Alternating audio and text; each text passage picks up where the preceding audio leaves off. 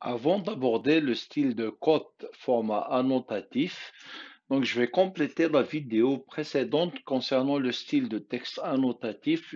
J'avais créé deux modèles de style de texte au format millimètre. J'avais pas transféré ça dans le gabarit métrique. Donc, comme d'habitude, je me mets sur le- le- le- la fenêtre gabarit mètre. J'ouvre le Design Center.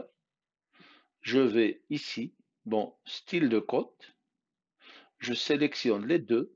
Je les transfère directement ici. Et je vais aller apporter mes modifications. Donc, style de texte. Je viens ici. Je modifie lui. Renommer. J'enlève millimètre. Je le mets mètre. Lui, la même chose. Renommer. Et voilà. Je ne touche à rien d'autre. Et je fais fermer. OK. Et donc, rapidement, par exemple, je sélectionne un titre. OK. Je choisis l'échelle 1/50e, par exemple, ou bien 1/200e, c'est comme vous voulez. 1/50e. On va faire l'essai avec 1/50e. TT. J'écris mon texte. Donc, titre 6 millimètres. Je fais OK. Je viens dans la présentation FU, je rentre à l'intérieur, je mets l'échelle 1/100e,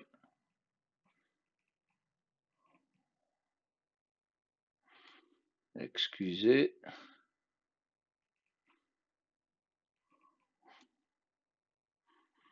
un centième,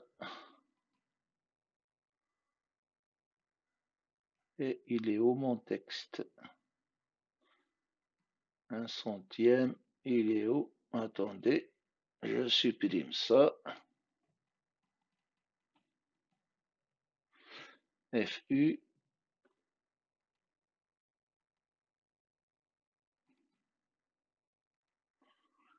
un centième. Oh là là, je m'étais trompé, je vais le mettre à 1/50e. Je me disais, qu'est-ce qui se passe? Voilà, 1/50e.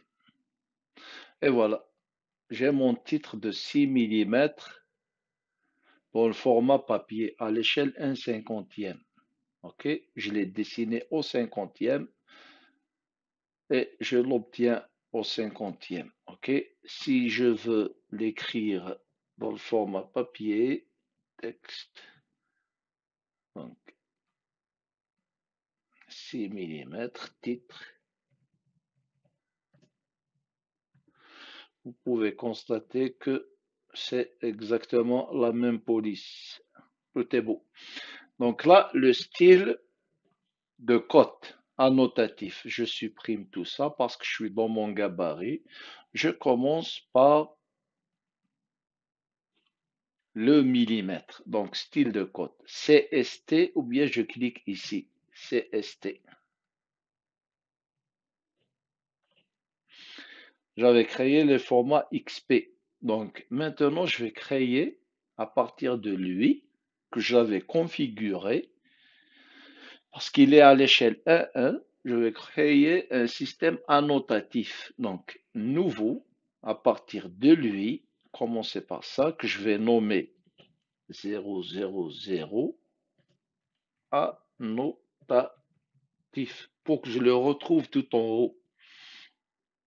Je fais continuer et je viens dans ajuster.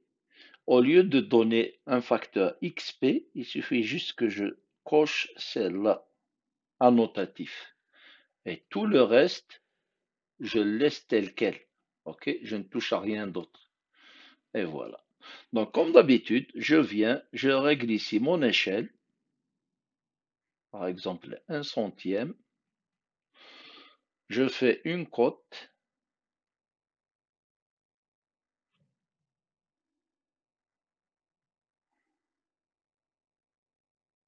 Voilà, 5000.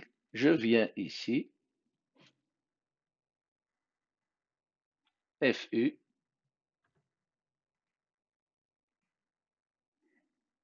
Je rentre à l'intérieur.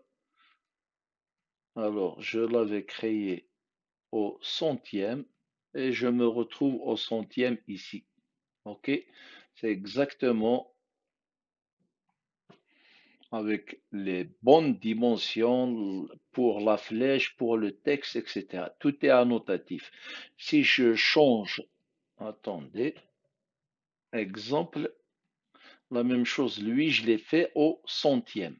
Je viens à côté, je passe, par exemple, j'ai un autre plan que je vais dessiner au 25e. OK? Toujours, je sélectionne le annotatif, une cote, au 25e. Voilà ce que ça va me donner dans l'espace objet. OK? Vous pouvez constater que ici, tout est différent. OK? La taille. Lui, il est au centième, lui, il est au 25e. Mais si je viens ici, je crée deux fenêtres, FU, deux, verticales,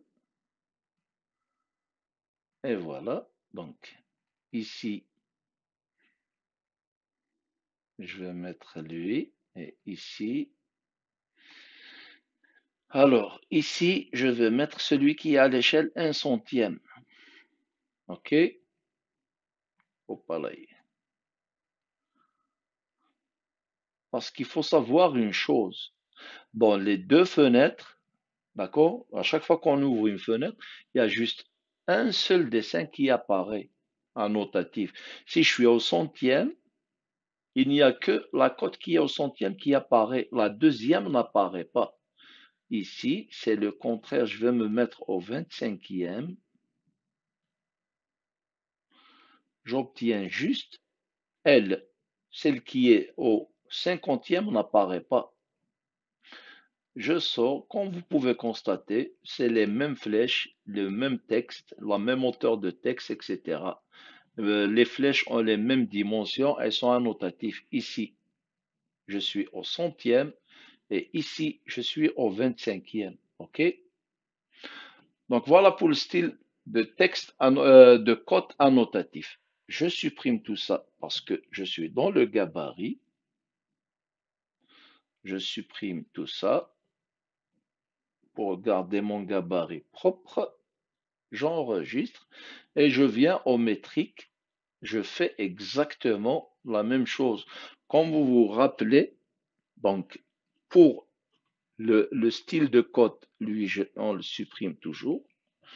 Le style de code et le style de tableau, le modifier, ajuster. Lui, le facteur XP, on l'a toujours divisé par 1000. Donc, qu'est-ce que je vais faire ici? Je vais prendre la même chose, contrairement au style de texte. Donc, je vais prendre lui, je crée un nouveau à partir de lui. Je vais nommer la même chose, annotatif, continue. OK, la même chose, ajuster. Je vais lui mettre, je vais cocher annotatif, tout simplement. Et voilà, j'ai mon style de code annotatif à base de ça. Et c'est bon. On va faire le même essai, donc une cote. Ici, je mets par exemple au centième, je vais dessiner une cote.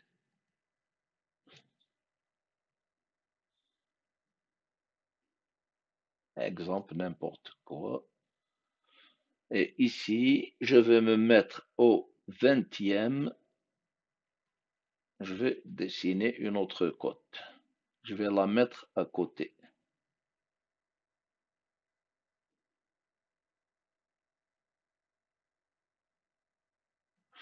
Et voilà. Je viens, donc ici c'est 20e, ici c'est centième. OK.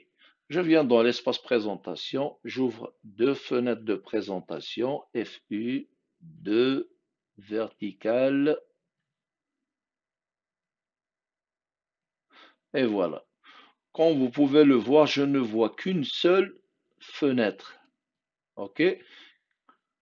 Donc, je suis en train de voir celle qui est la dernière que j'ai utilisée ici, au 20e. OK? Elle, je la vois pas. Donc, lui, il garde en mémoire la dernière échelle qu'on a utilisée dans l'espace objet. Donc, lui, je vais venir à l'intérieur et je vais mettre au centième. Et voilà. L'autre disparaît et apparaît celle qui est à l'échelle 1/100 que je vais mettre ici. Et ici, je vais le mettre au 20e. Il va garder la même cotation. Comme vous pouvez constater, donc, les dimensions de la flèche sont les mêmes. Le texte, c'est le même, exactement. Voilà à quoi sert le système annotatif. Moi, pour ma part, j'utilise les deux, mais le plus souvent, j'utilise le système annotatif. D'accord? J'utilise les deux styles de code, de texte, de tableau, etc. Mais le plus souvent, j'utilise le système annotatif. Il faut juste ne jamais oublier que notre dessin, on doit d'abord régler l'échelle d'annotation de la vue courante. C'est tout. Après, ici, ça va être facile. Donc, j'enregistre tout ça.